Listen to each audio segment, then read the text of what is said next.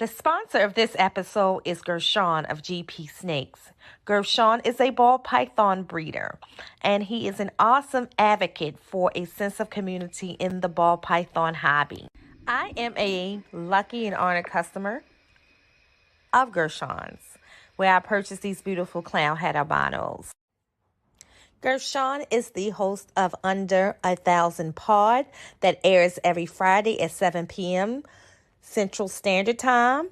Next up, that airs every second Thursday at 6 p.m. Central Standard Time.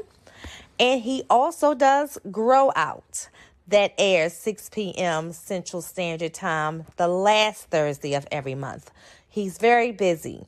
You can find him on all platforms, including YouTube, Facebook, Instagram, and TikTok. Thank you, Gershon, for all that you do for the community.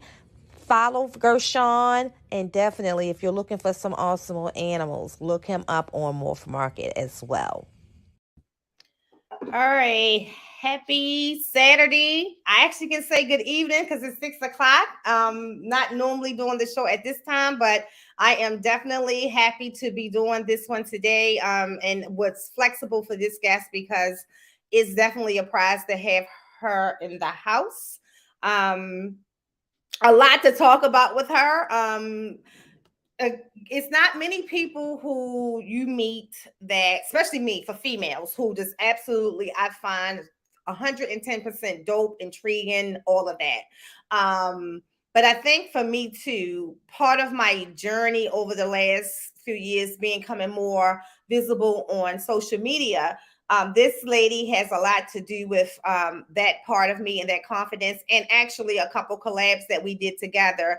I think that helped me to get more of that social media exposure in the community, and also make me okay and comfortable in doing it boldly and doing it my way, because her and a few of the other ladies was doing it pretty cool at that particular time. So I just wanted to say, Gershon got some free advertisement. Gershon is not technically the sponsor of this episode, but for whatever reason, the computer said he was going to be. So we're going to let that roll. Shout out to Gershon, GP Snakes. Like I said, the true thing is that I own his animals, so I can tell you that he has some very dope clown head albino girls that I have, and they are beautiful. They're growing up to be as beautiful as they were as babies, so I must give him much shout out and much credit for that.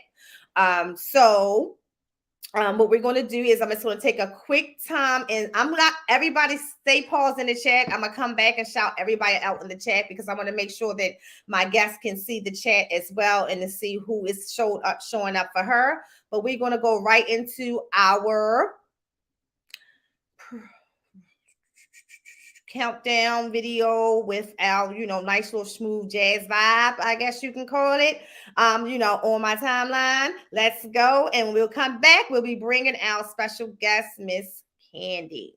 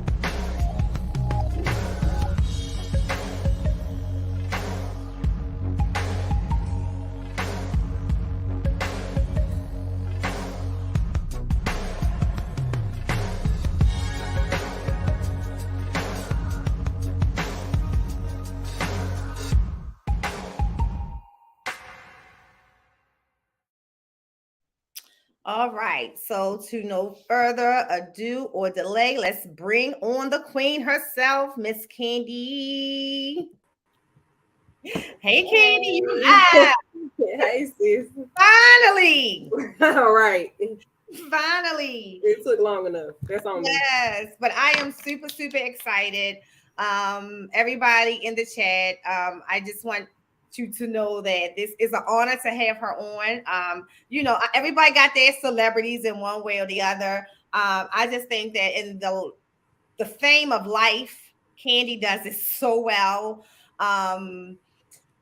We often talk about people who have that spirit of just being a great person authentically, because Candy will cuss you out too. She'll lay you out, but she'll do it with love, and you will love her tomorrow. I promise you. But I think that it's just one of those people that everybody loves. I have never, and I will say, I've heard a lot of things in the streets. Nobody ever say a unfavorable word about you. Nobody. And it could be too that people might know better, but never. So yeah, Woo. introduce yourself, Candy, to the people in the chat, because I can tell you a lot of people in this chat won't know who you are, but half of them do. I see my kids in this chat already. Hey, kids. Blaze the Goat 08 and C Jones. Hey, babies. So I am Candy. I am owner of Ohana Scales, previously known as Ohana Dragons. I started off in this just with a bearded dragon from PetSmart. And then I later purchased some dragons from Wolfpack Dragons in California, and we went full force with breeding. I'm a mother of three. I have multiple reptiles now, not just bearded dragons. We have snakes, we have tegus, we have leopard geckos, tortoise, blue tongue skink, and two puppies. And Candy had that thing of bringing on more and more animals. We're going to talk about that in a moment.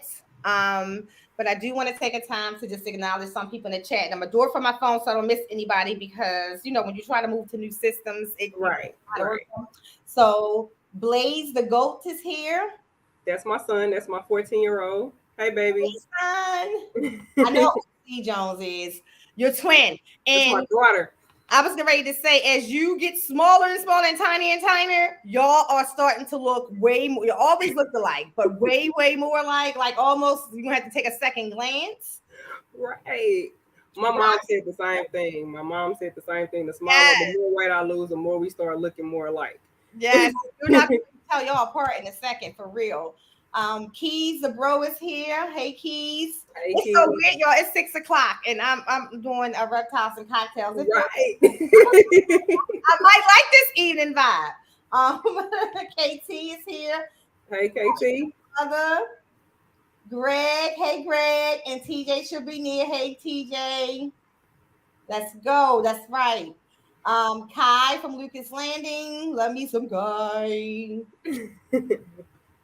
Wayne and Alice, look, they are traveling from one end of the earth to the other, but they do not miss an episode of this or anything that we are doing in The Usual Suspects. Shout out to you guys. That's and real support right there. Going amazing. That feels special. Feel like priority. Kent from Craft Brew. Thank you for holding down your live. Sometimes you got to show up for yourself and show out. I had a good time. Kent, shoot. Rising Phoenix. Let me make you Jamie Blue right now. All right, let's see. All right, so let's go. Oh, Holly is not blue. Hey, Holly, sister girl. Hey, Holly. All right, so I want Candy to start. So Candy talked about that she was Ohana Dragons, and now Ohana Scales. Mm-hmm. And what made you? Because first of all, you had some of the coolest, dopest, funniest, most gangster dragons out there. What made you decide to not breed them anymore? You were doing so well, it seemed. Life changes a lot, and life gets really, really busy. So it was easier for me to breed and do everything when I was working from home. I Gotcha. went in office May of last year.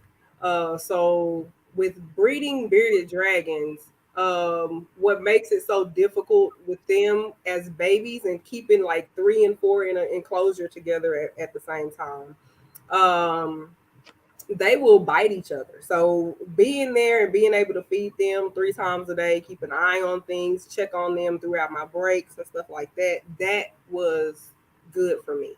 I cannot do that now. So if I cannot keep an eye on it, I don't want to put out anything less than amazing.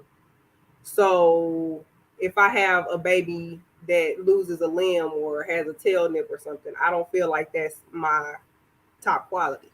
Right. So if I can't watch them and make sure everybody's okay, I'm not gonna do that. So Right.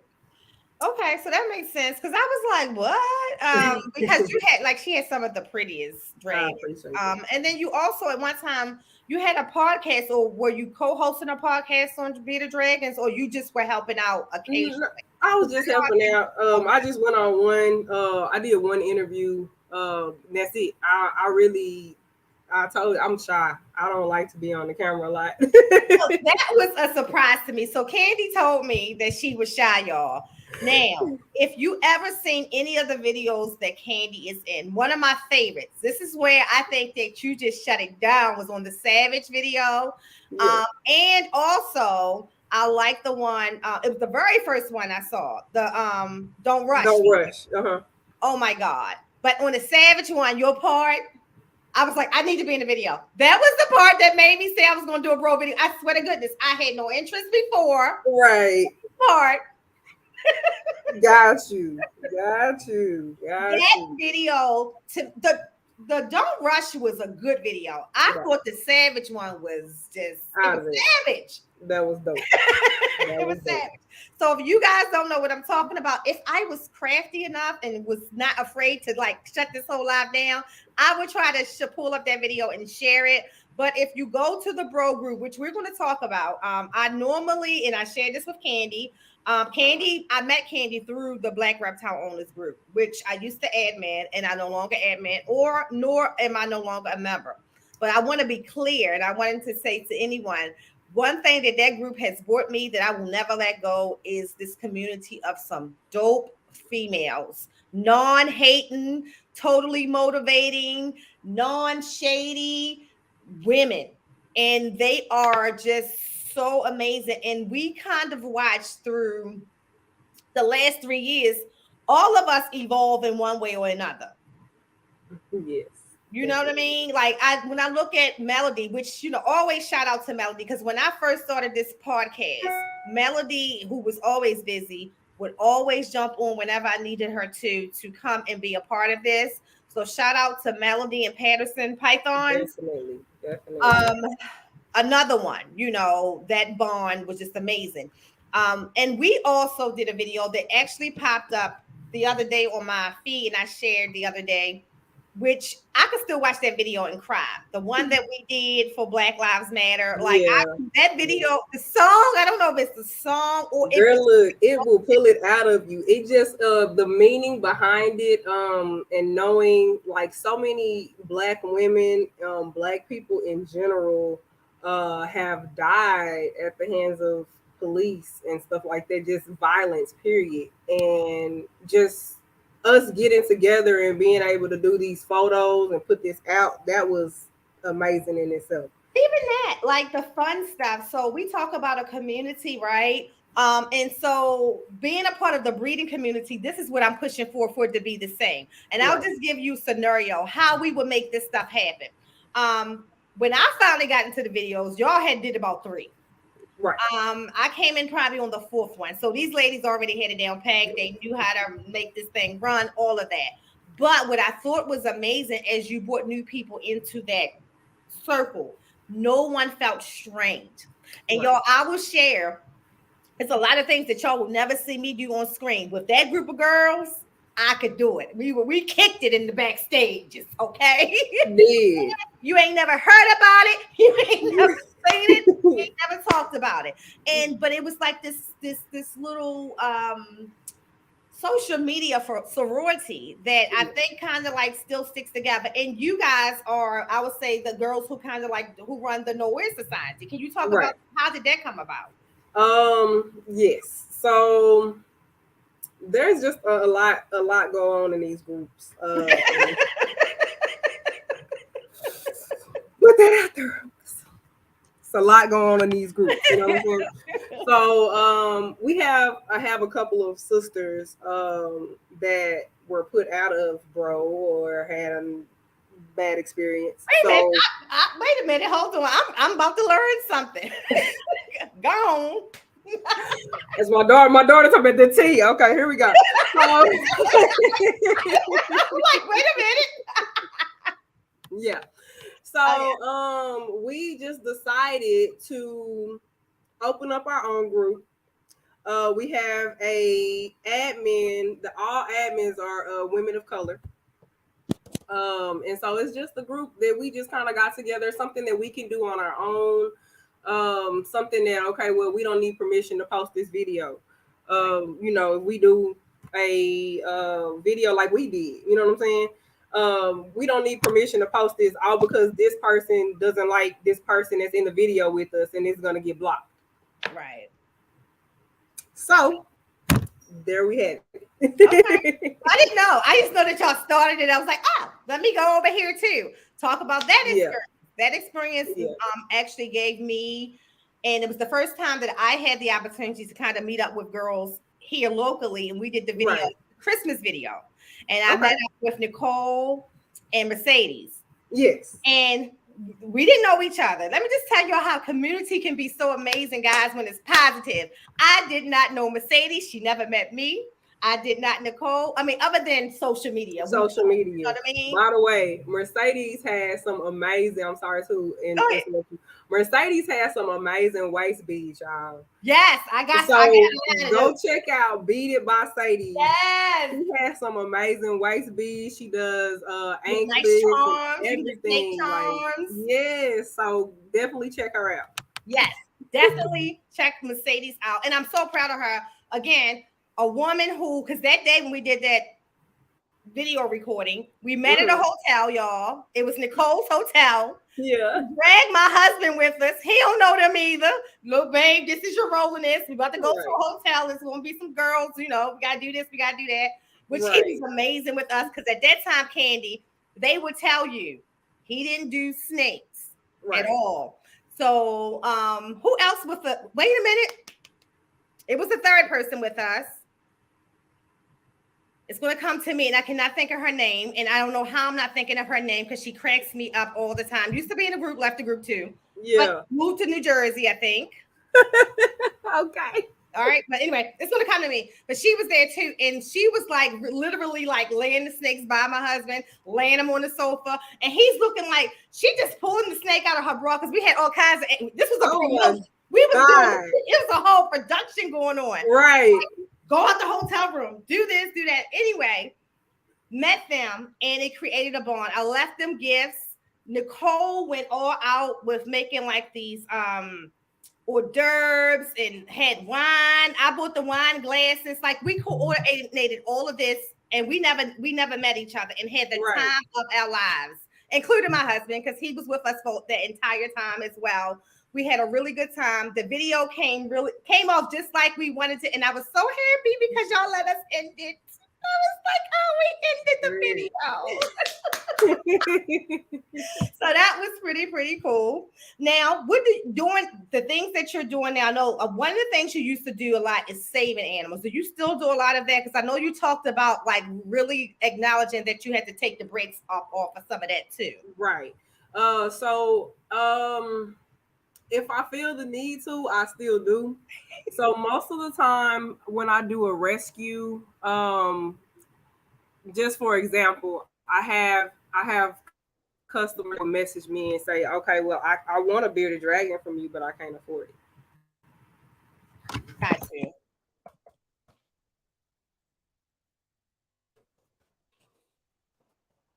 Oh, Candy, I think I lost you on the screen. I can still see you, so it might just be your internet.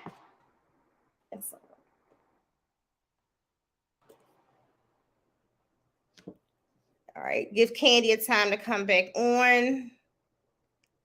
Candy, it's okay if you got to log out too and then log back on, just the FYI. But I can see you. It's going real slow all of a sudden. Thank you, CJ. If someone can drop the link to Mercedes page too, that would be great. Thank you, Christina. Hey, Dawn, where have you been, girl? Hey, sis.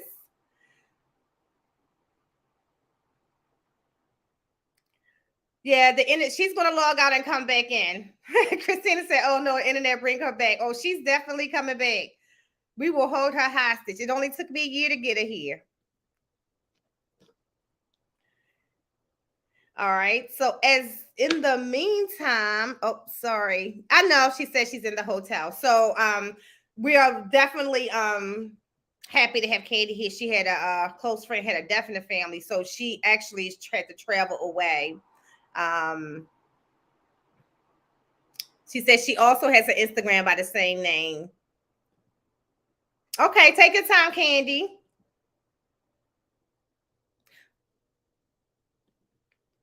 All right. So guys, just to fill in why Candy is coming in, I just want to remind everybody that I sent out the promotional video for the Susan G. Komen Breast Cancer Walk for San Diego. Male and female are welcomed. If you want to have any interest in doing this walk with me, and November 17th through November 19th is when the actual walk is.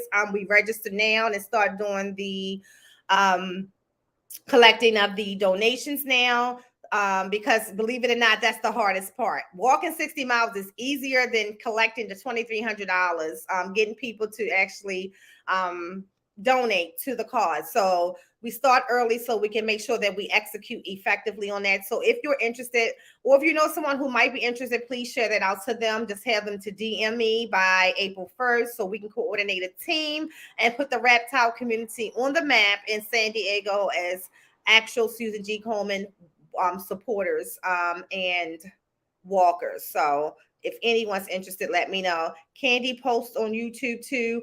Candy doesn't have an active YouTube channel. She does post on Instagram and a lot on Facebook as well. Definitely. Who was that? Brittany. Yeah, so Brittany, I'll confirm that when she comes back, but I haven't seen Candy post on YouTube in a minute. Yeah. So her daughter says she has a Facebook and an Instagram. Okay. Yeah, when she was doing the dragons, it would have really been nice because she produced some of the really nice dragons out there. Definitely was my go-to person when I would recommend someone who wanted to be a dragon to go to her as well. Let's see. What else did I have? Oh, so the other thing is just everybody to be mindful that Tinley is coming up in a couple weeks. So if you drop it in the chat, if you're going to be in Tinley, drop a little note in the chat and say, yes, I'm going to be in Tinley, to make sure that I get to see you guys there. I'm super excited for that. Always excited for a good Tinley trip. And let's see. Update on T'Challa. T'Challa is doing really, really well. She took her first meal right after she gave birth. She took it the next day. Definitely she was able to digest it. So we see everything's okay. She had her post-lay shed. We're going to attempt to feed her and get her some more food in her today. Just a smaller meal, not a whole rabbit. Probably just give her the, actually he already did. We gave her the guinea pig, and so hopefully she'll eat that. Just trying to get her back to her pre-birthing size, but she's doing really well. Sloan, we definitely have to make sure we see each other. So this is what I tell everybody who goes to Tinley. If I don't see you throughout the day, definitely come to the bar after the auction. That's where you can find me.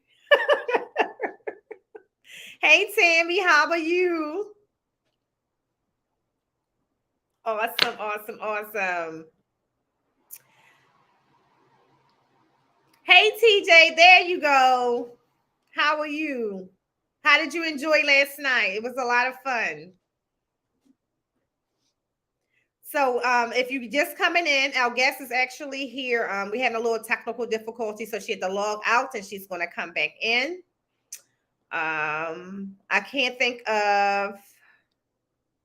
Let's see. Okay.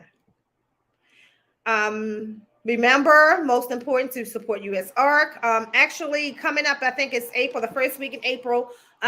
We are going to be joining Gary Constrictors on his channel for a nice USR conversation, along with Vanessa, who is the new director. Everybody know who Vanessa is. And Earl from LSR is going to be there, and I believe Aubrey. So it's going to be pretty cool. Definitely chime into that where we can have some good USR conversation, especially right now, guys. I'm just so grateful, and I always say this, to be in that Maryland, PA peninsula. It seems like we just got way more to worry about than animals here. I mean, we definitely got way more to worry about than animals. Hey, Nameless, how are you? Are you still in the desert? I'm like, you should be looking for rattlesnakes. You shouldn't be sitting here on the phone, on the live. You're not seeing the rattlesnakes. Yeah, your girl is here. There she go. She's in the hotel, so we got to, let me bring her back on. I think we can. Yep, you good. Ooh, I had to get on my phone. Okay. This is just going too slow. That's okay. Thank you. No problem. Can you flip it, Candy, without knocking anything over? There you go. So we equal now. You good. All right.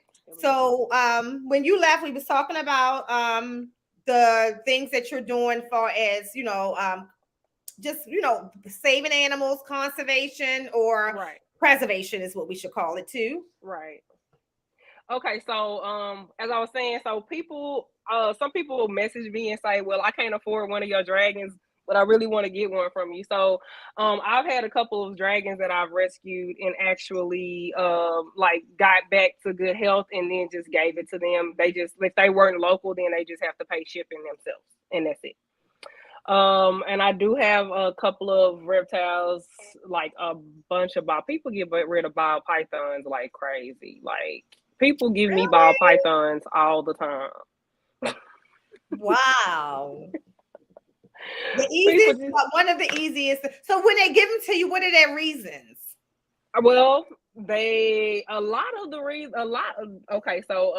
few ball pythons and snakes that I have received was my wife or my husband left, and they were the only ones that dealt with it, and they just left them here. I don't know what to do with it. Come get it. The importance, y'all, of having things in place. Because even if I die, that man knows what he better do with my animals. Look, I can make this simple. Here's a phone number. All the ball pythons call Keys Constrictors. He's going to be able to help you do whatever you need to do. Whatever you want to do, he's going to make sure that happens. All the retics, you're going to call Kevin or you're going to call Jim. They can find you appropriate people to help you to place all of them. All the lizards, just call my nephew. He got everything else. Keep busy. Keep this all down, because look, at the end of the day, that happens more than you think. And that was why one of the reasons why I wanted my husband to get some type of attachment to these animals, especially when we started breeding. Yeah. Because I don't want to be home and the incubator fell. He like, fuck that incubator. No, I want it. You know what I'm saying? I want him to be like, oh no, I know what's in those eggs. Let me make sure he's okay. Right. That is so important. Like my son, my carpet python Nix, we got her in that situation as well. Nix and Sheriff Callie is one of my bigger ball python females. We got them from the same household. They also had like some green tree pythons, and they had them in like small Tupperware containers, and they just looked like they was on their last leg. I don't have any experience with those, so I didn't take those, but I did take the carpet and the ball. Okay. Now, but even with that, and I want you to talk about this. I joined your live probably about a year and a half ago. It was a live with you and Sid, actually.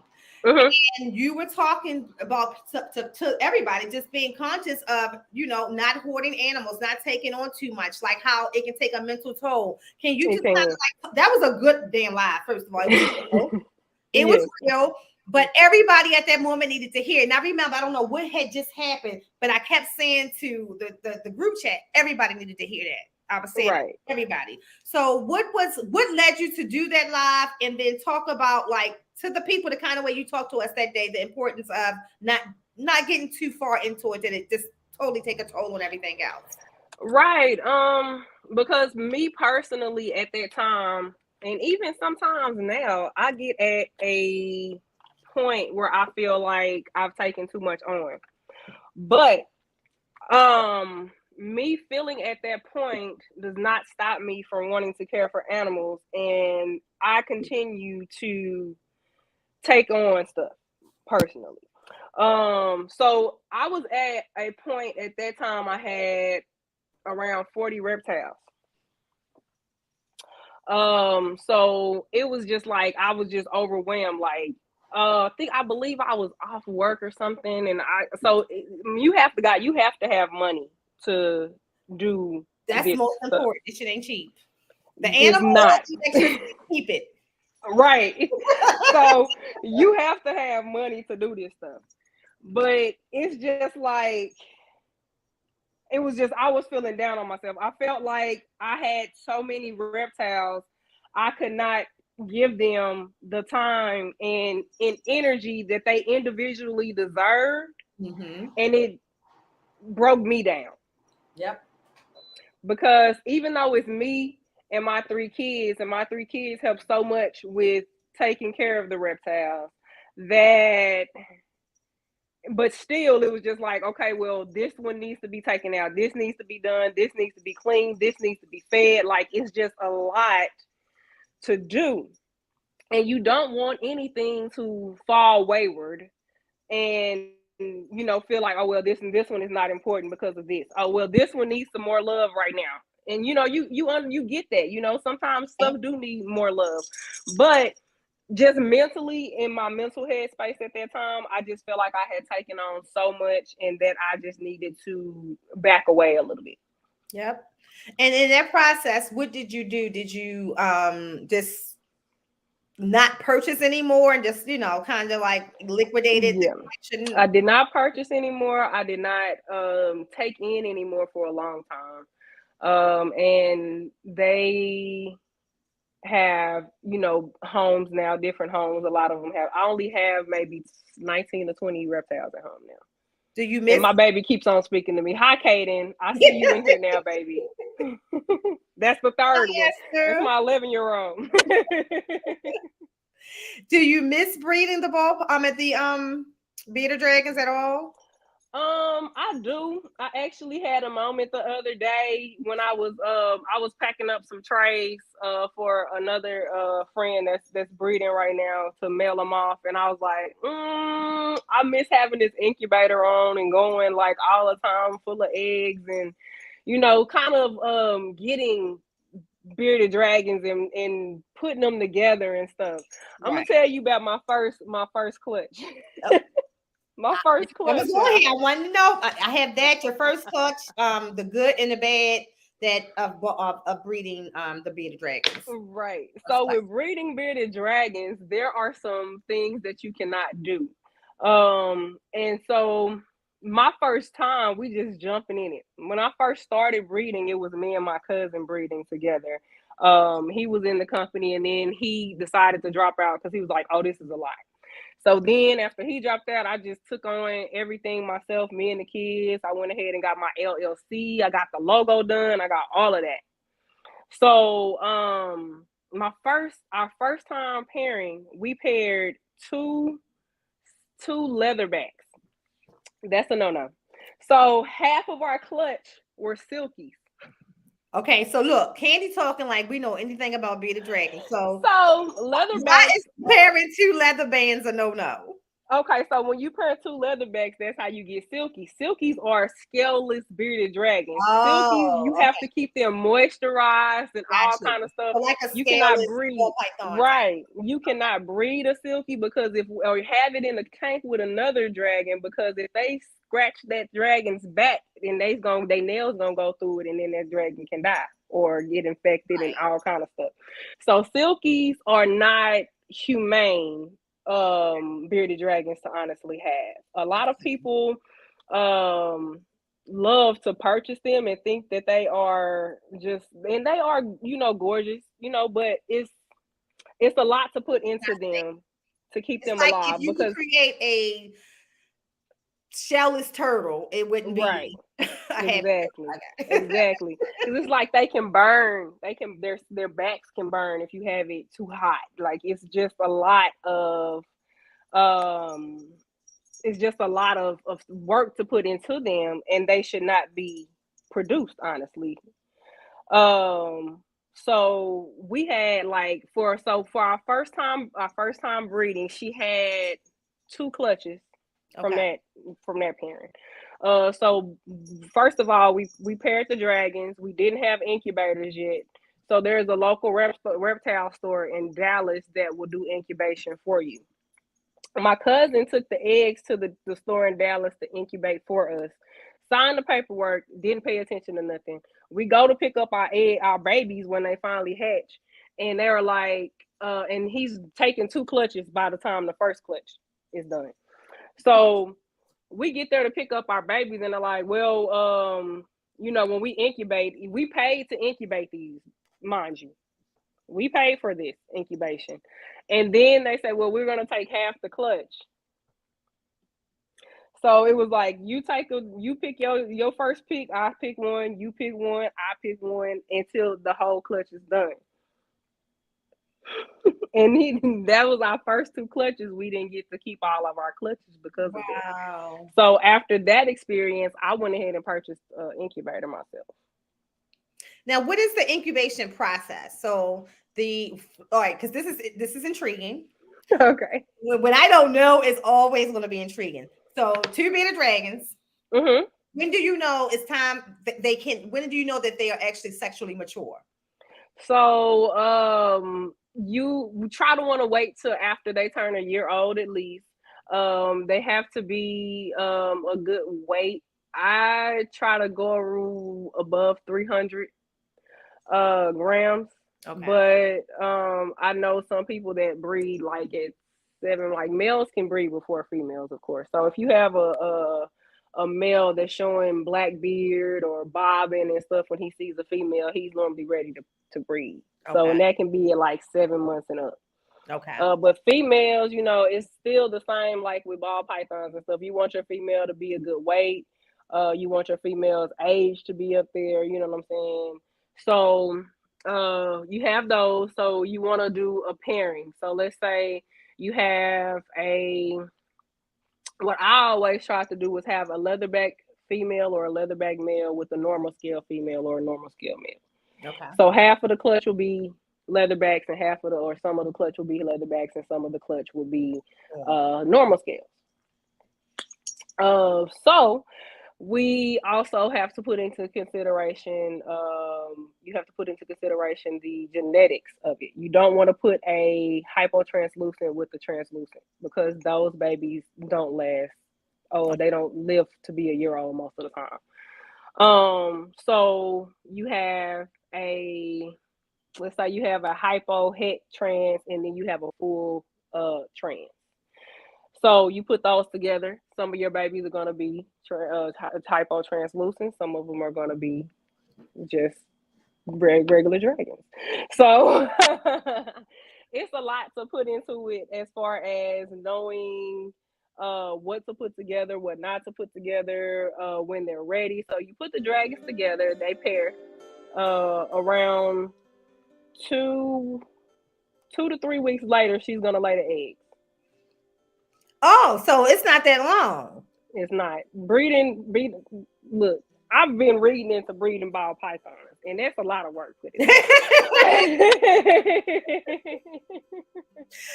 So, look, I don't know. I guess to me, for me, it's the patience part. The actual breeding part it's the process, I guess, because 2 to 3 weeks, girl. I'm sitting here. I have 88 days max on those retic eggs. Okay. This is gonna be forever. I can do 60 days with the ball pythons, but 88 on the retic eggs. It's like, and then now you gotta trust me with these eggs for all that time. Right. Should I have left them with their mother? Like, Right. These your kids, sis. Right. Take care of your own babies. Right. You better pay your electric bill. Right. Don't let it be a power addict, honey. Right. So all of that, I would say, I didn't want to breed it first. I will say the experience my favorite part of the experience so far, other than the knowledge and the processes, is the sonogram portion of it. Right. The ability to sonogram a snake and to see what's going on inside has been amazing to me. And I think because of that, it made my first experience, I couldn't imagine doing it without the sonogram. Right. I think my patience would be worse. My experience with breeding bearded dragons. So you pair them, and it's not like with snakes, you gotta keep them together for so long and all of that. But with bearded dragons, you put them together one time, and they can have like 6 clutches off of that one parent. Like rabbits. Like literally, one of my females was laying clutches every month, and that's when I was like, "Whoa, slow down." Slow down. Look, she was one of my females, Floaty Head. She was the one that gave every male that I tried to put her with hell. Like, she fought everybody. So when that one male finally got to her, she back to back laying clutches. Wow. And I'm like, oh my God, like, really, another one. And then another one comes, and then another one, and I'm like, I'm thinking she done, and I went ahead and paired another one of my females, and she had 3 clutches too. So, have you read anything outside of the beardies? I have not. Okay. I have not. I have considered breeding ball pythons, but I don't think it's a lot. It's too much into putting it into it and stuff. After, it's so easy to breed bearded dragons. Like, you just put them together. Boom, that's it. About a week and a half or less, you're gonna start feeling pebbles in her stomach, and she pregnant. And then you put her lay box in. When she get ready, she put them in there. She bury them, and it's like it's like she was never in the sand. Once they finish laying their eggs and bury the eggs, it's like the sand is smooth. It's like they was never in there. So do you get a lot of calls, people asking you to breed them again? Because I know, like, you and TJ were like the 2 go-to people for a minute. Yes. I still get people asking when you gonna go back to breeding. And then I have more people that are wanting to get into breeding that I get contacted about, for. Okay. So yeah. So do you still have the carpet python? I do. Her name is Nix. Name is Nix Carpetia. Okay. And you love her, and you never ever thought about breeding the carpets? I haven't. Like I said, she was a rescue, but for her to be a rescue, she's one of the sweetest babies, the sweetest girls ever. Like, she's never. They like, you saved me. Yeah, she's never like struck at us or tried to bite us or anything. And she's a really sweet girl for everything that she's been through. Like, she lets the kids, like, we do a lot of people book her for photo shoots and stuff. So, and then we do events and stuff, and she just tolerates, let the kids hold her and touch her and stuff, and she doesn't get aggressive at all. So we actually have an event next weekend, next Saturday. So I shared that. Talk about the type of events that you do, and how and can you be booked anywhere? Well, Texas is so daggone big. That's right. Because see, I remember, like, literally, I don't know. I think you was going to see Chantel, or she was coming to see you, and it was like hours apart, like 3, 4. I'm like, she's like 5 or 6 hours away from me. I'm like, what?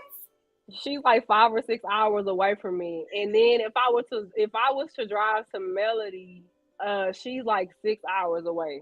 But and also you can be driving in Mississippi, right? Yeah. Like, you can be driving all day and still be in Texas. Like, literally, I've had somebody that was 8 hours away and still in Texas. And did you always live in Texas?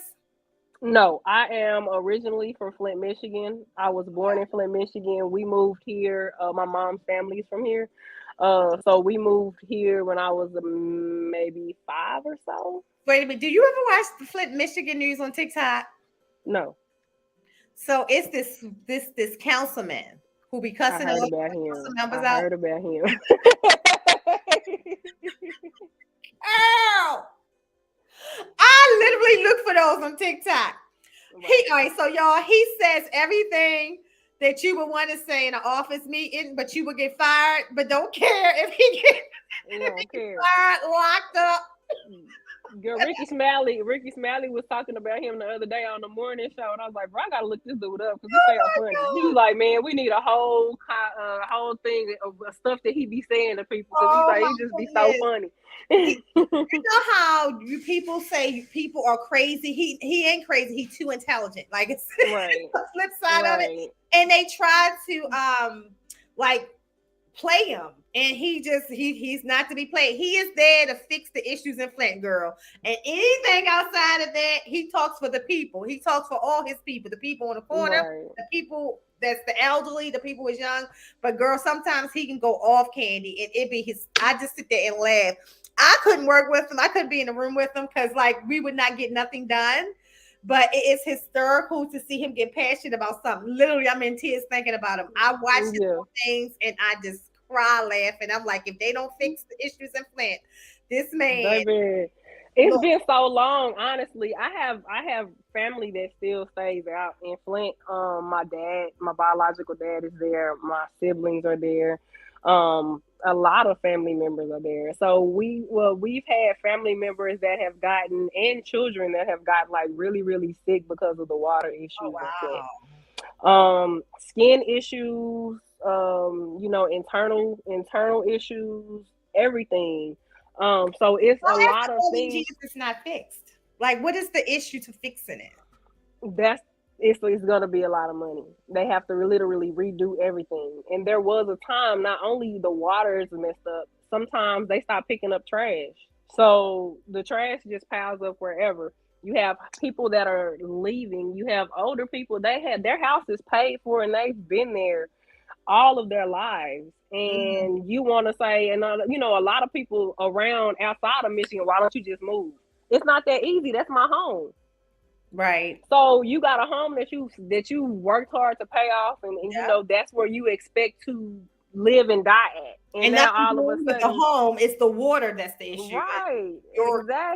Exactly. Something that should be so simple and so easy to, and there shouldn't have been an issue at all, honestly. And you want me to leave my home and give up my house that I've paid for pennies on a dollar, pretty much, because they don't want to pay nothing for it. So you have thousands of homes and businesses that are abandoned. My aunt is the only person on her street. All of the houses on her street are abandoned. My cousin and a church are the only things on their street. Everything else is abandoned. And you have people, these young kids or whatever, riding around, and they start fires at these abandoned houses. Or, vandalize them or whatever. So it's so much going on in Flint that everybody does not realize. And it's just like taking lightly is just move. It's not, you can't just move. Right. That's home. Like you said, that's where my roots are. What year did you move to Texas? Like early 90s. And I assume that you love it there. Yes. So for me, let me tell you what's so amazing. Cost of living as far as homes, the real estate compared to where we live here in this area. Like seriously, like we talk about it. We just need the grandkids to get a little older. Can we bring them with us? That type of thing. The economy there. So outside of the living, the homes and everything, the reptile community, of course, is amazing. You got as very little restrictions, if any. Facts. Hey, let's just say that I could just go ahead and say, bring me the alligator, and that's it. Like for real.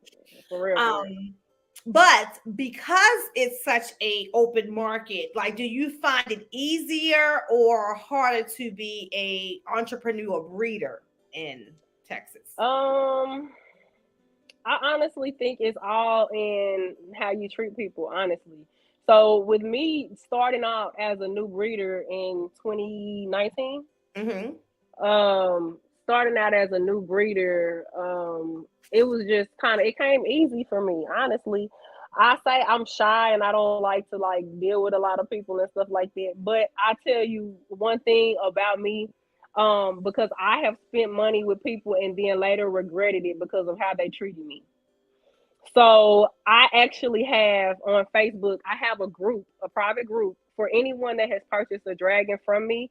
And so that's your group to ask questions, even though you have my direct phone number or you can directly message me whenever. That is my private group to allow people to post pictures of the updated pictures of their babies, ask questions. I shout out, okay, well, these babies, if you bought a baby from this clutch, it's their 1 year birthday, it's their 2 year birthday, post their pictures up so people can see how, their dragons line up to how the other dragons are in the same clutch kind of. Just I have a open communication. If you spend money with me, I'm not gonna be like, all right, well, you spent your money, that's on you. That's right. And that's And a lot of people do that. and they shouldn't, because that's why I'm stuck with the breeders that I'm stuck with, because they don't, like, literally through the entire birthing process of my reticulated python, my breeder was telling me everything that was happening. Do this, do that. Right. And he was on point. He was like, all right, Nicole, this is the date. She getting ready. Put the lay box in there. Like, he was on point. On Yeah. everything. He was like, all right, so probably like this amount of more days, you're gonna notice this, you're gonna notice this. The one Right. thing that was weird was 2 days before she laid, she got like real active, almost like if you couldn't see the eggs in her stomach, you can't be pregnant. She Right. normally active, like just going into the other rooms and everything. And just to have that support to somebody to say that's normal, you know what I mean? Like, because Exactly. apparently, Exactly. I don't know about bearded dragons, but with retics, with ball pythons, you can find almost anything you need to know about a ball python breeding process on YouTube. Right. All these damn people produce retics, and it's not a And they lot. don't say nothing. I am literally putting all of it out there as I possibly can, like the little intricate details, because somebody needs to be able to go and look up a video. Retic is pregnant, very active, and see that it's normal. And that's the thing is reptiles go through nesting just like humans do. We go through a nesting I said phase. it was like I how gotta we set do. this up. I gotta clean this up. I Yeah. gotta do this. Let me do this. Let me build this up. Let me dig this out. It's a nesting phase that they go through just like we do. So on that video, it's so funny because my sister remembered this. I said, "Oh my God, I think T'Challa's losing her mucus plug." Yeah. I'm like, so if she lay in the next week or two, that was really her mucus plug. So I just recorded it because it wasn't pee, it wasn't nothing else. Right. And lo and behold, talk to somebody weeks later. Yeah, I caught. We don't normally see it because we're not normally watching our states like a hog. I had a camera facing the inside of her enclosure so I could see everything. But another breeder had experienced it. Yep, I seen that. She lost her mucus Right. plug, and so now it probably happens with ball pythons. We just don't see it. We just don't see it. But she did. And I said this to my husband. I said, when women are pregnant, we do that. We get up, all of a sudden we get this burst of energy. We want to clean up everything. And then 2 days later, our water break. Exactly. Shoot. In the middle of cleaning sometimes. Exactly. Look, with my daughter, when I was pregnant with her, a few days before I had her, I'm putting a rocking chair together and stuff. But that's funny. So like all of that. And like you said, tying into that, reproduction is reproduction. And a lot of times our anatomy may not be exactly identical, but that birth and that reproduction process for a lot of us are. Right. So that was cool. So watching that dialogue and things like that around. And so I'm like you. Anybody I sell a reticulated python, what I'm going to do is, so I have a big project coming on down the line. And so what I'm going to give them is like a mini chapter from that project. And so for each snake, it's going to have a pamphlet of how I took care of my animals and what I suggested they do along the way. Like at this age, put them in this particular enclosure. At this age, do this. Give them this high and with pictures, like show them exactly how I did it along the way. Oh man, look, that'll be dope. Yeah, so I want them to have that. My sister even recommended maybe I could do like a DVD version of it, so that person can just pop it in and they can say, okay, how do you feed your reticulated python for the first time? This is how you should feed it, stuff like that. Now, me personally, I don't have a DVD player, so a lot of the things is to do just an online like cinema web license, yeah. But I don't want it to be on YouTube because that's exclusive, right? But I do want to give them something that they can like maybe like give a little flash drive or something where they can pop it in. And because some people they don't want to read it, they want to see it. You're right. And I think specifically with retics, a lot of handling them is their body language. And so I can tell you, is it doing that? But if you can see it doing it, like I remember Randy. You remember Randy Wright, who used to be in the bro group? He had all the retics. He was in there, and he used to clean them retics like they were cars. Some things were so that's one of the people who I reached out to. Him and my were gone when I got into retics. They was out of the group, so I hunted them down. Look, hey, this is what I need you. Okay, look. This is what I'm going to need you to do for me. And so Randy, I think it was the first time that we took T'Challa out, he went live with me on the phone, and my husband just held the phone. And I think with him doing that set me up for success because it wasn't just saying when she do this, do that. Like, see it, and he was like, okay, now do this. Yep, do that. And it was just like walking me through that process. So I feel like if I gave somebody that, it will help them because I think a lot of times the mistake people make is not knowing the animal. So they fear the animal. So therefore the animal never gets to bond with them. Where berries, for example, you almost got to have a relationship with them, like kind of like constantly. Constantly. And that's the thing with, it's another thing with having all of those little babies after breeding them. So I made it a point to that we hold the babies and interact with the babies and stuff like that, so that when they went to someone, they would be used to being handled. They would be used to being around kids because them boys get loud, honey. They would, and then also I fed them a wide variety of things because of course, like in Florida, you can't have dubia roaches. So in some places you can't get things, as easily as I can get them here. So I made sure they had their vegetables. I made sure they had different worms. I made sure they had different, just different bugs in general, so they won't be stuck on one thing. Right. And then that's another thing that you were saying, doing the DVD and stuff like that. It's so much conflicting information online about bearded dragons. It's like you kind of have to, if you don't have anybody to go to and ask like legit questions, like you gonna fuck up. Yep. That's the thing. I mean, no, you're right, Candy, because like I feel like that's what protects a lot of ball python breeders. It's so much information. And not just so much information from the people who've been doing it for a very long time who are ultimately successful from it. But in other reptile communities, except for tarantulas, I think tarantulas have a really good, strong community out there too. Right. Go and find anything I need to know about tarantulas. In fact, there's one person who probably got over 1,000 videos for tarantula keeping. And I can just go to his and be like, okay, yep, I can find it. Right. Exactly. The bearded dragon community cutthroat, honey. Because other than you and what's the guy name? He actually has the show too, or the video. He has a YouTube too. Naga is one of his. Dragons of Thunder. That's why. Yes. He's out here too. He stays maybe 15, 20 minutes away from me. Oh, wow. Okay. Yeah, he's out here too. Yeah, outside of the two of you, especially he had a lot of videos on cable, and he built a lot of his enclosures and stuff like that. Right. It was a lot for bearded dragons as well. I only ever owned 2 bearded dragons. And I think we ended up letting my nephew take those. They just were not. I think even compared to big lizards, they were more of buttholes than an Asian water monitor. Like my water monitor is a very it's like a dog. You treat me Right. good, I treat you good. Those bearded dragons was moody as I don't know what. It's like, what is wrong with you today? Girl, and don't have a certain fingernail polish on color on when you handling them. Because if you have a fingernail polish color on that's the same color as they food, they gonna jump up at your hand while you reaching in Ah, there. see, I never even thought about that. Yeah, especially the little babies. Especially the little babies. Like the beard, like I said, the bearded dragon community, you have so many people. Like I had reached out to a few people when trying to get into it.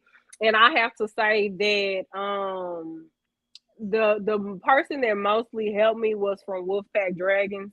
And he's a younger black man, a male, and he helped me. I swear I probably got on his nerves, sending him messages. Hey, what do I need to do with this? How do I do that? You know what I'm saying? What temperature do I need on this? Like, what do you recommend for that? Like, what genetics does this? Like, it's a lot into it, and so you don't have a lot of people that are willing to sit there and answer those questions. And it's not even no dumb questions, but you don't like. So that's why I had always made it a point. If somebody came to me wanting to breed, then I always took time to sit there and talk to them and let them know my experience, and let them know, what's needed. Because I don't want you out here butt naked in Alaska and all these animals die. Annie and her descriptions. So, oh my God. So I said to Candy backstage when I first met her, y'all remember TLC, the whole crazy, sexy, cool. Y'all, I mean, they gonna try to make me sing old again. But anyway, that's Yeah. Candy. Candy has this insanely dope personality. And to hear you say that you were shy, I'm like, what? But I thought about Beyonce, and remember Beyonce. Then he had the Sasha Fierce, how she explained those two different personalities, which most Right. of us, whether we call it shy or not. Like, I'll give you an example. This Nicole, y'all, is not the Nicole that y'all going to see in Tinley. That Nicole is turned up from the airplane the entire time she's there until she gets back home. Do not be coming up to me and wondering what the why. Why are you acting like this? I'm, Where this person I'm having been? a good time. My security, my husband behind me. I can do all the tearing up I want. So just let me do it, right?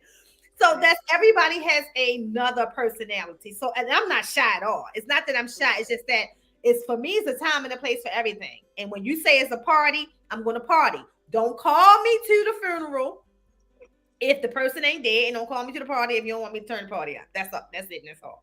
Don't call me to the funeral when the person's standing up because you won't confuse me. And Flat out. Flat out. I'm gonna leave. Please make sure they in the casket. Because look, they do be having these funerals where folks be sitting on their motorcycle or sitting up playing card games. Like, bruh, how you gonna Uno out me and you dead? What happened? Don't do that. Don't do that. I'm telling you right now, I'm not staying. If you're not in the casket, I'm not coming. That's just the rule. This is time for you to lay it down, okay? Right, take your damn nap. And then one I'm watching, y'all. Oh my God. They actually so I guess the person was, he was a rapper. So they put him on stage. And they were in a real club. Did you see that? I saw that. This too much. This too much. No, ma'am, never. Look, as soon as they said that, look, I would have been in there jamming, and as soon as they rolled him out on that dolly, I would have said, they got him sitting up there. Look, y'all not finna have me sitting up at this club with this dead man on stage when Jesus comes. I want my money back. I didn't see that on the ticket. I want my cover charge back, and I am out. Y'all think we can it's gonna be popping with the dead man on the dead man? No, y'all playing his song out here performing and stuff. No, this is not Weekend at Bernie's, bro. Put this man back. No, and the funeral homes who are allowing this, shame on you. Hey, Lindsay Pooh. Lindsay said hi, popping to say hi. Two gorgeous women here. I love it. Hey, yes. Lindsay, thank you. Me and Lindsay would have fun if we hung out. weirdest thing. And I was seriously, TJ, and they coming up more and more, TJ. It's becoming a common thing. I guess it's a new funeral package. Ah! So they were in the chat, looking at the chat. They were talking about female bearded dragons can lay infertile eggs. So I have a lot of people that actually message me about this. I have not personally had any of my females lay any infertile eggs, but female bearded dragons can definitely lay infertile eggs, and laying eggs period takes a lot out of them. So when you have a bearded dragon that lays infertile eggs, that takes even more out of them because their body wasn't prepared. They didn't breed and do all of that to have those eggs. So, you have people, like, some people say, well, if they see a male bearded dragon, they just automatically know that's not how it goes. It's just, their body.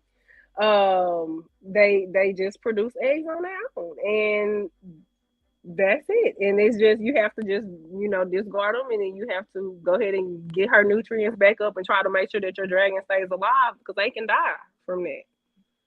Wow.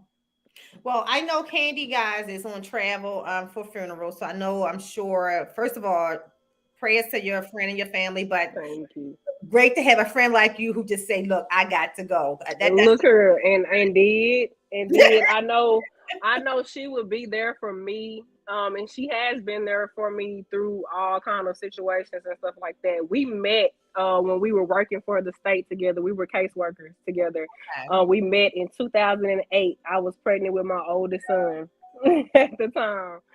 So she's been there through 2 pregnancies with me. She's been there through literally everything. She loves my kids to death. Like, all this weekend, introducing me to family members and stuff like that. She keeps telling people I only hang out with her for her kids. Well, I'm glad you still made it. But before you go, I do want you to talk about, because there's a lot of people who are doing this now, if you don't mind, your surgery. Did you have the surgery yet? Yes, I had the gastric sleeve. I had the gastric sleeve November 7th. Get out. So I remember you talking about it, but I didn't realize you actually had, because I know that you had to lose weight to do the surgery. So yeah. So I had that's why I was like, you don't need the surgery now. Yeah, I had lost 30 pounds even before the surgery. I lost 30 pounds. So they have you go on a diet. So some people in the community say they only dieted for a week or a few days or something, but you have to shrink your liver so that your liver can be out of the way of your stomach, because they're cutting your stomach. So you have to shrink your liver before you can even have the surgery. So I did my diet for 2 weeks. And so what that consisted of, I had 2 protein shakes a day, and then I had like a can of soup or something, one of the meals. So 2 protein shakes for the breakfast. I had a protein shake for breakfast, protein shakes for lunch, and then so dinner was my hungriest time. So I did my can of soup for dinner. And you can have 2 snacks. So you can have like a sugar-free popsicle or something like that. So I did that. I lost 30 pounds before my surgery. Wow. November 7th, I had my surgery. And now I am, let's see, what's March now? So I'm down 82 pounds. That's crazy, because I'm looking at you. I'm like, she says she had to lose weight, but I don't think she needs the surgery now, if that's the case, because you've lost a lot of weight. My question though, when did you gain the weight? Was it after you had the other surgery? So I had difficulties. So I had my last baby October of 2011. March of 2012, I had to go in and have a hysterectomy. And I had a partial, so I still have my ovaries. Oh, girl, thank God for that, because I think it's even She didn't want me. She didn't want me being in my 20s. She did not want me to go through full menopause at that time. Even though, like, after my surgery was like, I had like night sweats and stuff like that really bad. I had a lot of menopausal feelings and stuff like that. Right. Also, shortly after that, knowing I'm my only child, I'm my mom's only child. So I always said I was gonna not have any kids, the selfish part of me, or I was going to have a house full of kids. Okay. So after having a hysterectomy, I went through a real bad depression because I didn't feel like a full woman anymore. I can't have kids. I can't, this, you know what I'm saying? I just felt like I didn't matter. And Like you were I was young. just, yeah, I was Yeah, just, I was I'm in my 28. 20s. I was like, take it, you can have it. What I can tell you has been the struggle. I never battled weight, and it's been so hard to keep. It's not even keeping, it's the fluctuation. 1 week and then next week. Exactly. Look. So it's just like the hormones, like your hormones, you can't balance it well. And so in October, so I had my hysterectomy in March. They said, Katie, I have to bring your attention to Lindsay. She said she's new here, but she's not new to me. Okay. Said, but for real, Candy is gorgeous. Lindsay, thank you. On the first day I dropped eyes on her, honey, and one of the only people I know who don't need no hair, no nothing. Any kind of way, like perfectly sculpted in the whole, which it has to be some Caribbean in the bloodline. It's some Caribbean somewhere in there. Yes, I appreciate that, y'all. Thank you as well, TJ. But it's hard to balance, with the hormones and stuff like that. And so in so I had my hysterectomy March of 2012, and then October of 2012 I actually had lap band surgery. Okay. So in 2016 I had my lap band removed because I had lost like over 100 pounds with my lap band slipping and stuff like that. That's gone. So in 2016 I had it removed, and then it's just gradually my weight, I couldn't control it anymore, and it just went up and up and up, and I had got up to 360 pounds. I was still fine as hell, but whatever. When you said that, I never saw you that heavy, and it's funny how we all weigh, we carry our weight differently. Right. I think one day somebody had made a post about a man saying that he would never date a woman. It said something like, to an extent, it was like this meme, I would never date a woman over 150 pounds. And Precious commented, and I also commented, the person who posted the meme. But you flirt with women, although most women are not less than 150 pounds. Right. And Precious said she was at that time, she was like 190. And I'm like, wow, she don't, like, we putting our bodies together. Right. She was 190. At that time, I was 185. To me, look much thicker than her. Like, you could put two women side by side. Right. And we will not look the same at two different weights. And it's so crazy. But for men out there, most colored women, it's not less than 150 pounds. Even in shape, on rock, it's probably 145, 150. Exactly. And then the thing is also, like, I'm 5'9". So me being tall, I didn't look as huge as I was, but I could feel that with my body. Like, my body was hurting. I was on steroids, taking steroid pills for 2.5 years just to keep me breathing normally. And so just all that weight was weighing on me. I had 3 different inhalers every day. I had to use my nebulizer sometimes in the middle of working. I was on all kind of medicines. I was supposed to have a CPAP machine, but that they were out of them. So I still haven't gotten one now. Even I was supposed to get one way last May. But it was so much that factored into my body hurting. I can't walk from my room to my bathroom, which is right outside of my door, without being out of breath and in pain. My legs hurting and stuff like that. So this was crucial for me to do something different. So having that weight loss surgery, I feel like doing the gastric sleeve saved my life. And you have so many people that will talk down to you. Just talking to anybody that's interested, you will have people that will talk down to you and say, "Oh, you taking the easy way out." It's not easy. It's not easy. It's a tool. It's a tool for you to lose weight, but you have to put in the work, because you have so many people that will gain that weight back. Yep. Because we all go through stuff. And when you go through stuff, or when you're going through, mental, trauma or anything like that, you kind of revert back to what's your comfort. Food is your comfort. Mm-hmm. So it's a lifestyle change, honestly. A lot of stuff that I would love to eat, and like even being out here in Texarkana right now, and they had so much, like there was a chocolate cake sitting in front of me today, and it looked so good, and I couldn't take it. Yeah, sometimes, like you said, though, especially with surgeries, those type. My sister, my oldest sister, believe it or not, I have a sister who is 6'3", used to be over 390. But she was content all her life. Like she loved me. Like even like growing up, she had like they called her like Biggie, like she was one of the people who liked being big. Right. She had to have the surgery when she got older. She was almost 50 at this time, and her health, like it was her knees. Right. She couldn't even stand up. Her knees couldn't hold her body anymore. And so it's funny because for all those years we used to see her with all this weight. And now to see her to lose weight and to see how much we look like each other, it's like she looks like a totally different person. And you would know how much her face changed once you lose the weight.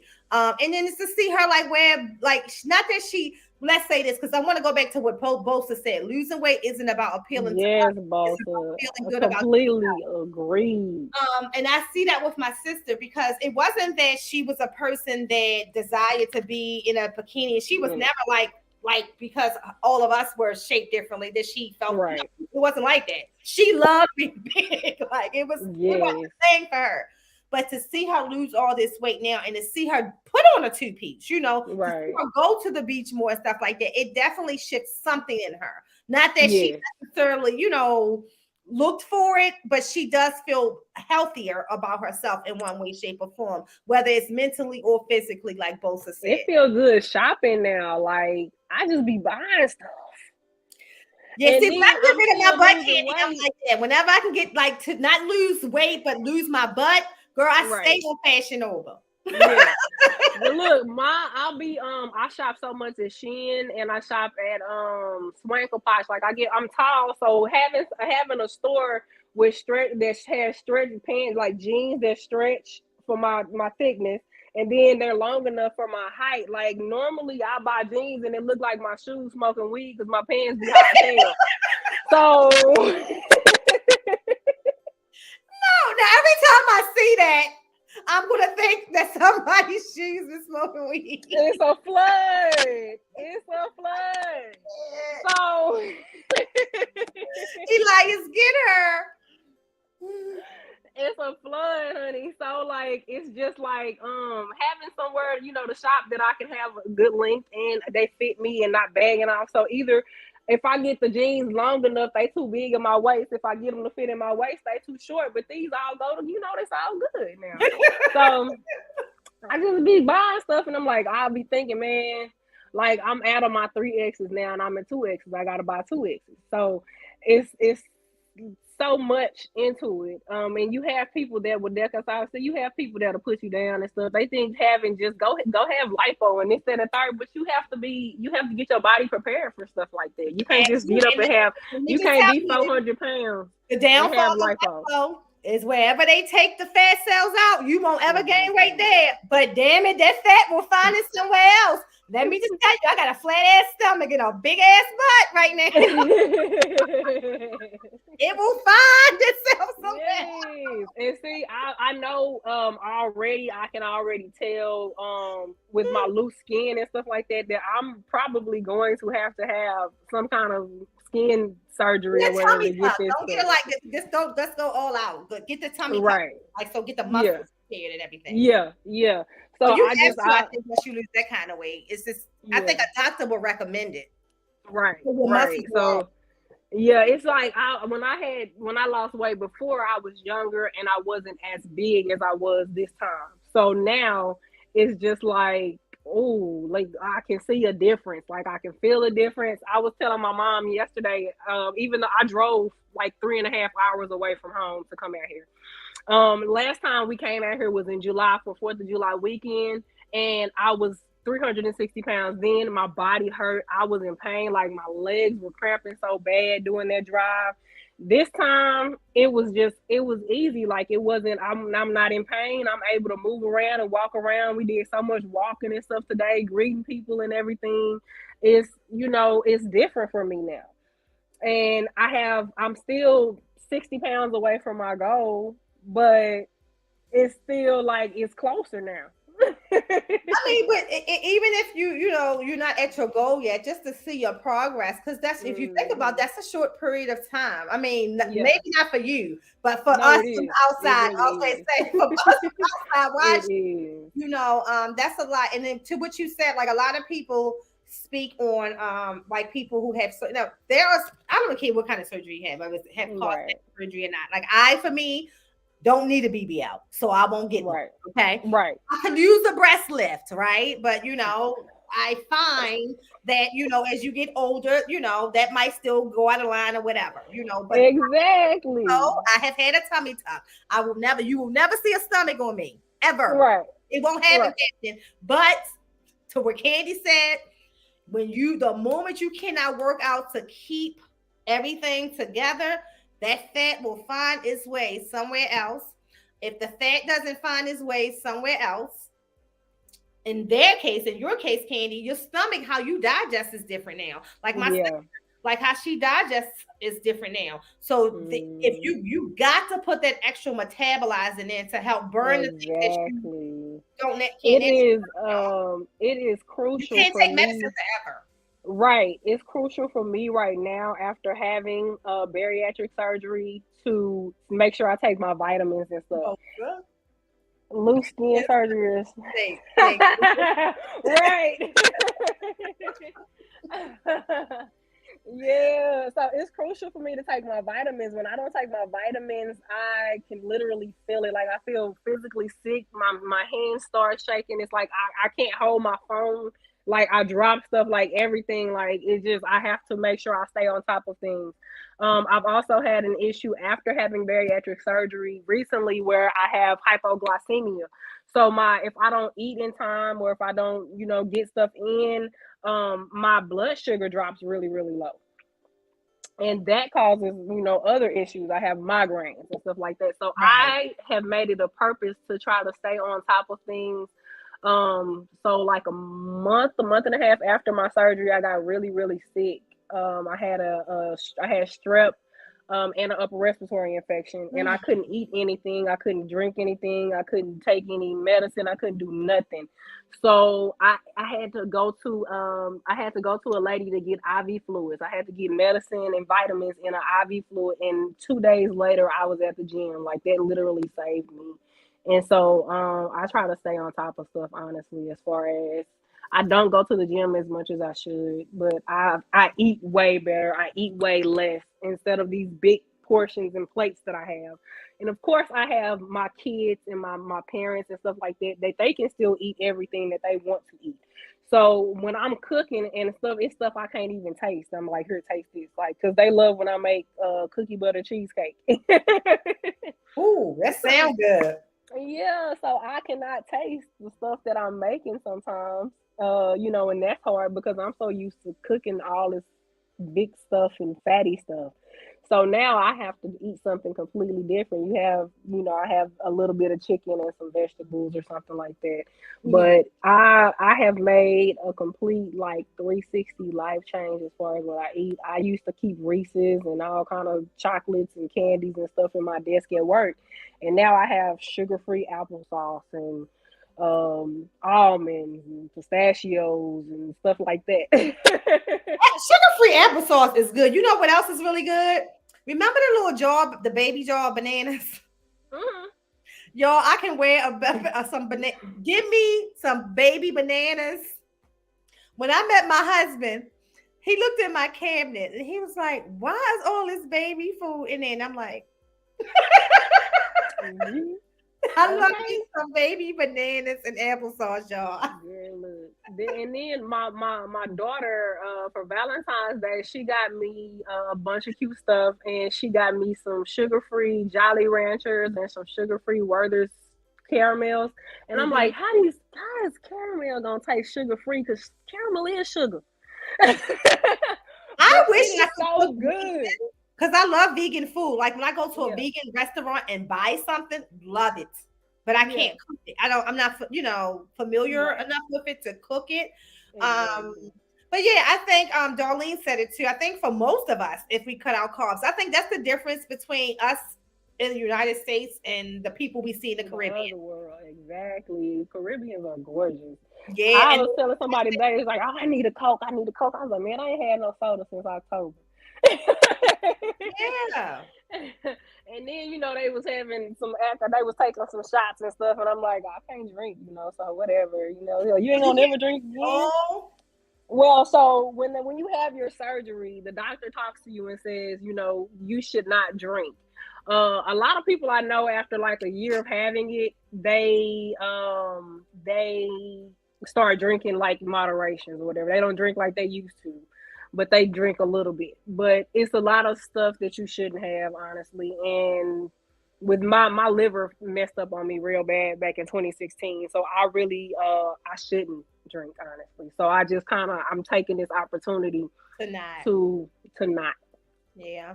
So that's one of the things I had to change majorly after my surgery is alcohol. Like that's what when I Mm-hmm. started reptiles and cocktails, every surgery supposed to be with alcohol. And then it went from okay, I had Yeah. that surgery, that ain't gonna happen. I can do it Right. occasionally, but I can't do it all Right. because that Right. makes my body go into like aches, like it's crazy. And then I alcohol don't even want to process try it. it's I processed too. Yeah, I don't. And then I was so used to I was so used to friends, like my friends, we would always meet up and go out to eat and have all kind of drinks and mimosas and stuff at brunch and stuff like that. My dang on bills, my checks be so lower now without alcohol on them. When you cut out alcohol or eating out, you will be surprised. You can save thousands just cutting out Yep, those two things. yep. That's because even when I think, because some people would say eating healthy is more expensive. It's really not. It's which is how you eat it. How Because if you I eat buy it? a bunch of fruit, vegetables, and blend them, and make different things with them, like pudding. I might make a little slushy, and instead of making it, Mm-hmm. watery, I might make it like a frozen icy or whatever. Right, Because right. I find that as long as I have something that tastes sweet, if that makes sense, I don't need sugar. It'll work it out. Yep, exactly, exactly. But you also have a lot of fruits and stuff that are high in sugar. Yep. So it's like, even though you are feeling like, okay, well, I'm eating better, it's still stuff that you should watch out for as far as what you're eating. You like moderation, honestly, moderation. Get a lot of water in. Water is extremely important to have so much water. You have to I live. flush everything out. Hello, somebody. You gotta flush everything out. I keep It's my no I keep choice. my It's no choice. my I'm telling tumbler with me. you, I have to have the water. If I don't have water, I'm definitely miserable. Nothing's Exactly. working.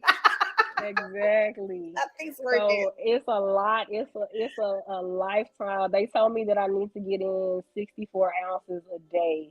And that's another thing. When you're drinking so much water, you're not as hungry because that water kind of fills you up. So then, I have to wait. I either drink my water or whatever I'm drinking, and then I wait 15 minutes and eat my food, or I have to eat my food and then wait 30 minutes to drink again. I can't drink and eat anymore, and that's different for me because I've always been, drinking and eating at the same But you're not time. supposed to anyway. And that's the thing. Like Right. you're not supposed to. That's something that even as kids, our parents, eat your food first. Then you had to wait Mm-hmm. 20 minutes before you can drink your juice. Um, Yep. so you're not supposed to. But I'm glad you shared that because I think a lot of people, and I saw Elias in the chat, look, first of all, if someone has to put you to sleep and cut you open, it's not an easy way out. That is, Mm-hmm. if you ever read the papers that you have to read before going to surgery, and that one little line that pretty much say, if you die, you die. Exactly. That's That's basically it. what it This is says. a risk of surgery. If you die, you die. You're not signing off on that. I can relate to, like I said, with my sister, and I have she wasn't on last week, but one of my employees, Rihanna was 300 and some pounds. You would not believe it if you see her today. And honestly, Candy, she's one of the very few people, for whatever reason, did not have to have skin surgery. Right. So, but Rihanna was miserable. And you can see her a totally different, happy person. So for some people, like, it's not even about how you look, because like you said, you were fine either way. But to wake up and ache at 30 years old, 40 years old, 50 years old, that's just not how it should be. Especially when you see people like Miss Johnson, Miss Peggy, and she's out here 60 years old and doing the damn thing, modeling, honey. Splits. You know what I'm saying? So you know it's possible, but she also works out a lot, you know, like oh, not a lot. She works out a normal like 4 days a week to stay that way. So that's important as well. So people always do what's best for you. People don't know what, you know, you don't know what I'm going through. And I always tell people that, like, even for me, you know, I think we actually talked.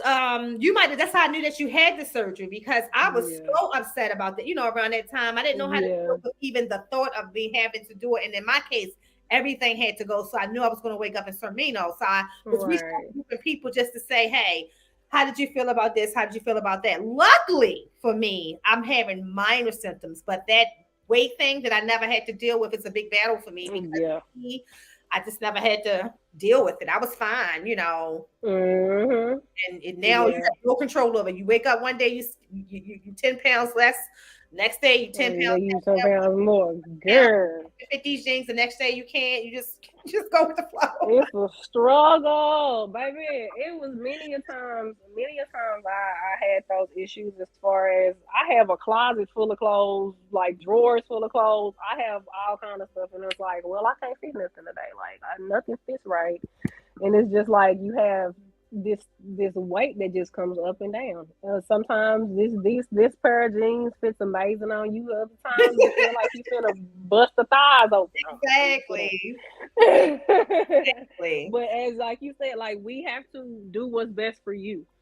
A lot of people can, you know, opinions are like assholes. Everybody got one. So you can choose to let somebody else dictate how your life goes. But you have the choice to take control of your own life and do what's best for you, and feel how you need to feel, because nobody can feel what you feel. Like, just like somebody can say something to you that they feel like it's a joke, or, you know, something like that, and you get completely offended. They can't tell you how to feel, that you can't be offended over what they said, because you may have been through something that they haven't been through, and they think it's funny that, you know, oh, well, this person did have this happen to this person. Okay, well, it happened to me too when I was, you know, that age or whatever. You can't dictate, you can't tell people how to feel about nothing.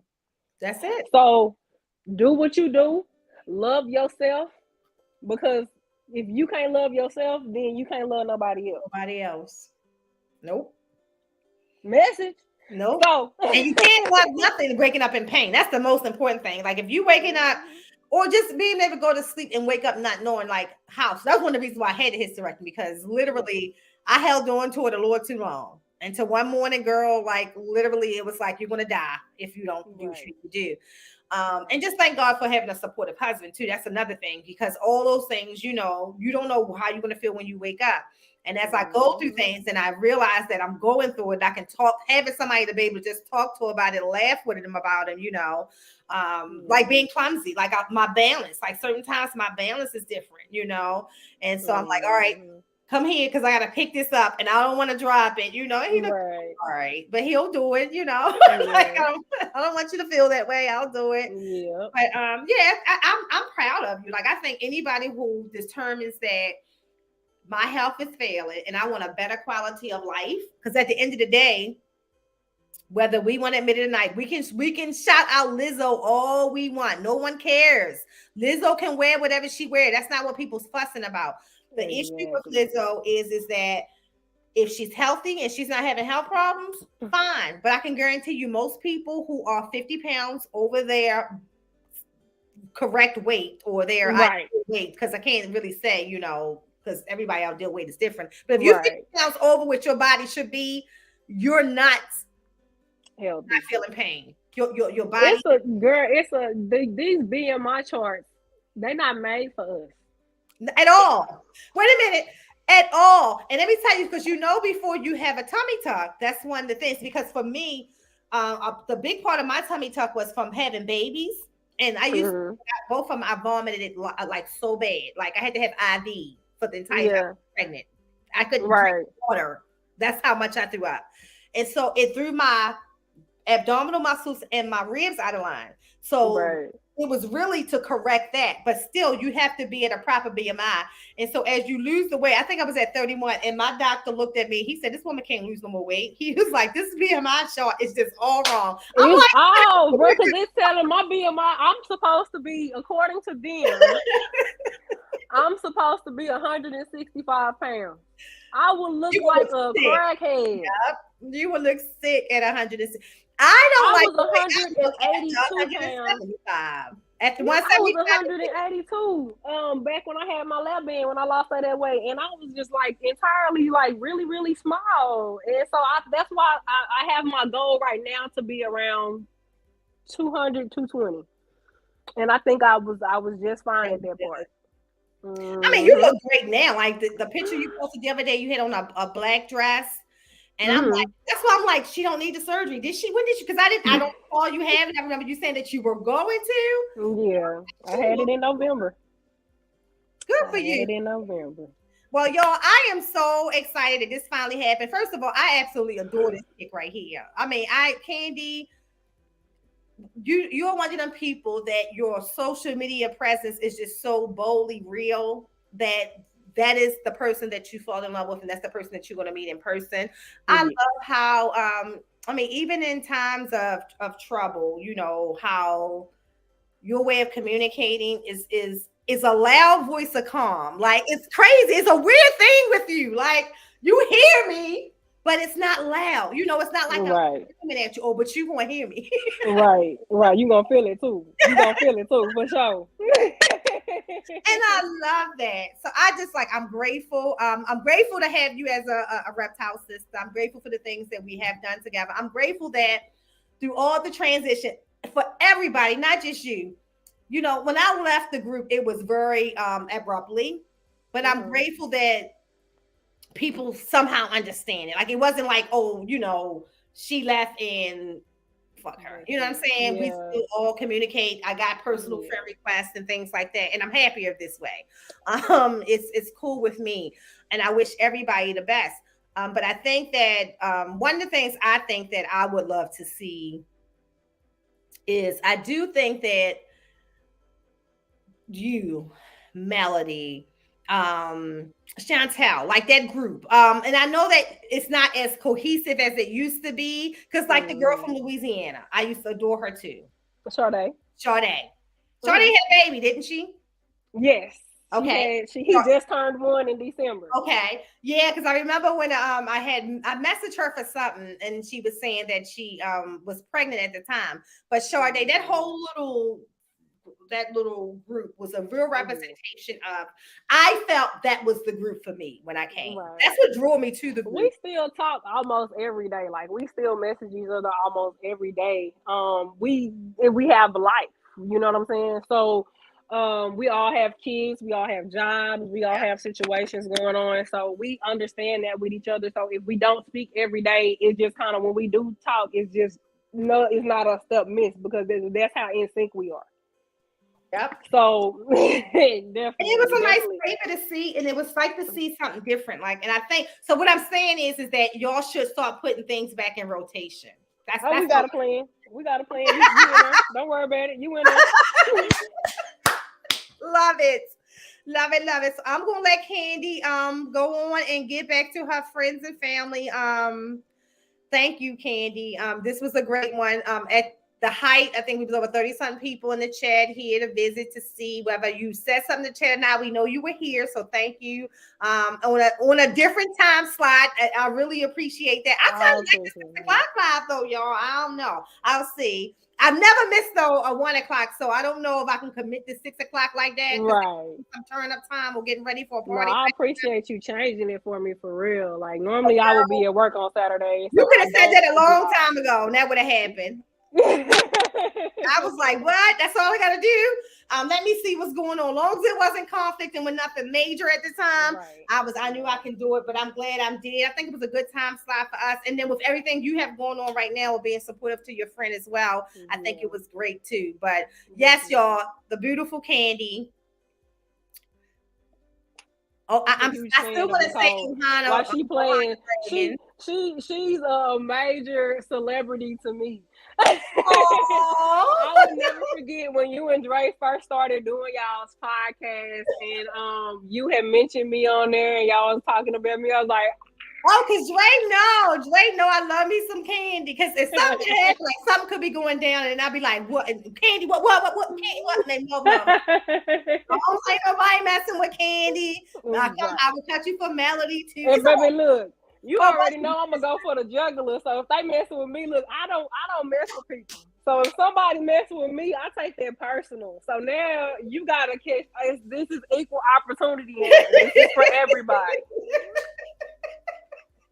Love it. Anybody can get it. Anybody. I love it. I mean, just like I said, amazing. I'll be glad to see what you guys start to do. Some amazing women over there. And again, you just gave me an idea. I gotta reach out to Mercedes. You gave me an idea. I'll reach out to her. But yes, please make sure you check out Beat It by Sadie's or yeah. I have actually one of my favorite belly beads are from her. I think I got like 5 or 6 from her, but one of them is like a reptile. Like all these reptile charms on it. The one that she did for my birthday. Actually, it was June when she first started, and I wore it for my birthday. Everybody loved it. Everybody was like, "Oh my god, where did you get that bracelet from?" It was a necklace, a bracelet, and the beads. I'm gonna have to mention something about that one because I didn't see that one. Yes, tell her to look. I was real cute. I think I went to eat crabs that day. I had my little half, my crop top on, my little jeans. Come on, somebody. I was blinging, but everybody was really, really liking that. But she does a good job. And support anybody or everybody who out here who's trying to be young entrepreneurs. It's not hard, and that's where the world is going. These people need to start creating jobs for themselves because we don't know what in the hell we gonna end up with. I always have a side hustle, baby. I have my Reptiles. I also have my shirts, right? T-shirts. Yeah, I do T-shirts and custom cups and custom everything. I make stickers. I do all of that. Like literally, I always have a side hustle. I do hair too. Shoot, somebody was asking me who cut my hair. Did that say me? That's what they say. Your ability to do your own eyelashes, your makeup, everything. That's just your hair, though. I told you that before. It was Candy will come. Y'all see the picture? Hold on. Let me just put that up there. Can I do it? Let me see. How can I do this? I think I gotta go here. Let's go here. I'm gonna put it up here. Just bear with me, y'all. Right, let me go up because I know I got it in 2 places.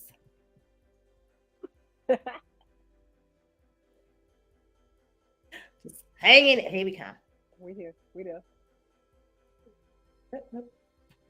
Oh, because we on top of it. But I can fix that too. I know how to fix that too. I got ways. I can see. All right, here we go. So let's do this. Dang it. Nope, it won't let me do it from here. Anyway, y'all see the thumbnail. That hair on that thumbnail. I did my hair, I did my nails, I did my makeup, I did all of that for girl. That hair. I was like, that was killer. And that, not just that hair, you have done several styles, several colorful styles. That's just absolutely amazing. So it was a point in time where I was unemployed. And so me and my kids still got to look nice on a budget. So YouTube, I learned so much on YouTube and learning how to do quick weaves and cuts and all kind of stuff, nails, press-ons, all of that. Definitely, you know what I'm saying? Expand your hustle. Never be too good to learn more. Like you're always going to learn more. As much as I know about bearded dragons, I still learn new stuff about bearded dragons. It's still new stuff coming out and new things happening that you have to keep up with the times. You know what I'm saying? So never be unteachable. Never feel like you can't you learned all you can learn. Never do that. Like always be teachable. Never, you know what I'm saying, take it to heart when somebody try to correct you on something. Yep. But And this was yes, the my coaching daughter, she said before. she keep up with the business. My daughter does have a photography business now. Oh, girl. Like I said, I And love how my oldest son does reverse tie-dye t-shirts and stuff. So he has his logo and stuff and all of that. So yeah, he I used try to to be teach my active in the kids. breeding too, right? With the dragons and stuff. Yes, my oldest son Caleb is more into the snakes. So he's the reason why we have snakes. He's more into the snakes, but he does, have a bearded dragon and stuff like that. But my baby boy, he literally, I would not be surprised if Caden would become like a veterinarian or something when he gets older, because his love for animals and for everything living is amazing to me. And he's so careful and caring with all the animals, and he always, well, I want to have this, mommy, I think we should do this. And he's so into everything, and it's just amazing to me. Like all of my kids all have a special like thing that they do, and you know what I'm saying, and it's like they are growing up on me, and it's like, whoo, That's I good. already know they're gonna be some dope individuals as adults, because right now they're amazing. Well, I couldn't imagine them being anything less than having to come home and explain that to you. Okay. So they are very blessed. And I think that's good because, like I said, most kids don't have a focus, or, they lack inspiration. Right. No harm to the kids. I know there's a lot of y'all, who get, Yeah. a lot of y'all who don't. It's different. Where we were all Right. grinding growing up. You're lucky to have Exactly. a child that says, I want to do more. Exactly. Period. Exactly. Because all these kids, they just want you to give. Baby girl, she's like, well, mom, she looking for another job right now, even though we tell her, you don't have to work, just do school and whatever. You know what I'm Right. saying? Be a kid. Enjoy life as a kid. You get everything anyway. But she's like, oh no, I want a job. I want to have this. I want to have that. So, you know what I'm saying? She'll be 17 in May. And she's going to be graduating from high school next year, exactly 20 years after when I graduated. I had her when I was 19. Me and her grew up together. Wow. So yes, again, just having them being driven like that and having their own money and all that, it sets them up with the Hmm. fact that you're not going to always be here, and at Yeah, the end of the day, it's always good to know that if I'm not, my kids are good. my kids are straight. My Facts. kids are good. That's the Facts. end of the day. Somebody said to me one time, when I was going through something with my daughter, and they said, what is the most important thing to you in this situation? I said, to make sure that my child lives. And Hmm. that's what you do, all that you can to make sure that your child lives. And I think that a lot of times kids are being raised in households where no one cares if how they live or What they doing and everything, yeah, baby. We gotta watch out for the. It's so trying much. to It's raise so much stuff out there available. yeah. Hmm. Trying to raise kids with like you loving your daughter the way that you do, and your daughter meeting people who are not loved that same way, not understanding Yeah. where that energy come from because there's no love. Hmm. That's the problem with the world. And I just think that if Yeah. we can just find more parents, whether how people say, whether you're a single mother, whether you're a single father, it don't matter. If the child gets love and at home from whomever, that love That's transcends important. through them and into the world. When they Exactly. don't, Exactly. the same You happens. can tell. Exactly. Yep, You the can same. tell. We're You dealing with can a bunch tell. of loveless children in this world right now, and that's why we have all of the issues that we have. So, with that being said, me and Candy going to say goodbye to everybody in the chat. Thank you to all the people who came. Thank y'all for tuning in, man. It was amazing. Thank you for having me. I Definitely. told Nicole, y'all. I told her I don't like to talk on camera because I don't like my voice because I sound like hot water cornbread. I am country. Okay, hello. That's exactly But what she said. And that's exactly what I said. But I definitely appreciate you for having me on here. I appreciate y'all for tuning in. Thank y'all so much. And I hope to see y'all in person one day. And just meet y'all. It's gonna be a while. Yes. Actually, we're coming to one in Arlington, so maybe we'll meet Come up on. in Arlington. Ain't no maybe. If you come out here, we in. Right, Period. I'm taking exactly. off. That's true. All right, y'all. Well, we see y'all later. See Bye. y'all. Thanks, Candy. Yes, ma'am. Bye.